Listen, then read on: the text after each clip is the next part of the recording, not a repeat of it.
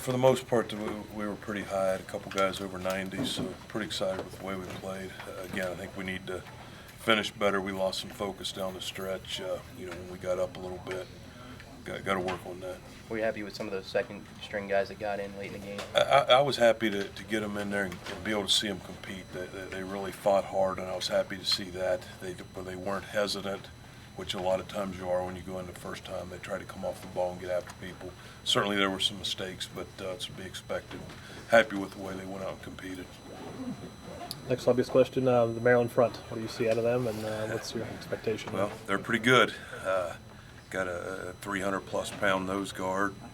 Both defensive ends are over 280 pounds. They got good size. They got a lot of experience. Play with great motors. They're penetrators. They get up the field. They create some issues when you let them play their game. So hopefully we'll be able to go over and play our game this year, and be able to handle their motor and their movement and so forth. Monroe is like 5'10" or 5'11", but 285. You don't see too many defensive ends like that. What type of challenge is that? I mean, again, with a guy that isn't 6'4", I mean, his center of gravity is low, so you got to play with great pad level. Got to do a good job of getting your pads underneath his, straining and fighting to finish, because he's got really good strength for a guy that's that size, that's that height, that has that size. I mean, he's going to have a lot of strength to him. So we're going to have to match that with our technique. Is it fair to expect Tyler to be able to block the nose on a one-on-one, or are you going to have to double team? Well, just the nature of our offense, we double team a lot. We double team whenever we can.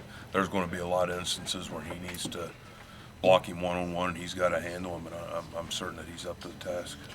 Do you think Tyler has shown maybe the most improvement of the guys from last year at this time? He got benched, I guess, after the Yeah, I think that he has shown a lot of improvement. I think a lot of guys have. Marquise has, Pankey has.